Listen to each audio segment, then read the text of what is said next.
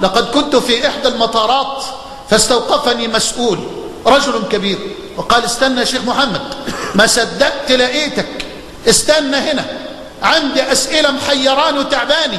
قلت له: اتفضل اتفضل. والله يا إخواني، قال لي: ربنا ظالم. قلت: أعوذ بالله، بتقول إيه؟ قال لي: بقول لك ربنا ظالم. قلت: أعوذ بالله، ليه؟ قال: ما بنصرناش ليه؟ هكذا، لماذا لا ينصرنا ربنا؟ ثم قال لي: ما فيش فيكم واحد يا مولانا دعاء مستجاب، عمالين طول الليل وطول النهار بتدعوا في المساجد وتقنطوا في الفجر والمغرب ويا رب انصر، ما فيش حد فيكم مستجاب الدعوة؟ شبهة خطيرة. قلت له: حضرتك بتعمل في المكان الفلاني؟ قال لي: أيوة، لأنه واضح.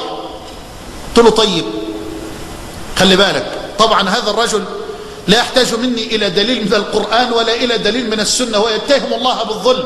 تقول له قال الله، لن يقتنع. فقلت له: أنت تعمل في المكان الفلاني؟ قال: نعم. قلت له: أخي، لو أن الشركة الفلانية البترولية، وذكرت له اسما معينا، صرفت مكافآت آخر العام لكل العمال والموظفين الذين يعملون بالشركة، ولم تصرف لك أنت مكافأة، تغضب؟ قال لي: لا ما اغضبش. قلت له: ليه ما تغضبش؟ ازاي ما تغضبش والشركة ما صرفت لكش مكافأة؟ قال لي: هو أنا شغال في الشركة عشان تصرف لي مكافأة؟ قلت له: انت ما اشتغلتش لربنا عشان ربنا ينصرك، وأنت لم تعمل لله، لم تمتثل أمره، ولم تجتنب نهيه، ولم تقف عند حده، ولم تحقق الإيمان على مراده لتكون أهلا لنصرة الله. قلت له: أنت صدقتني في السؤال، أرجو أن تصدقني في الجواب، أنا الذي أسأله. قال: اتفضل. قلت له: حضرتك صليت الفجر الليلة دي؟ قال: لا والله، ولا امبارح ولا أول. قلت له: طيب زوجتك وابنتك محجبة ولا بنتك بتروح الجامعة بالباضي والاستريتش؟ قال له: وانت شفتها؟ قلت له: لا ما شفتهاش.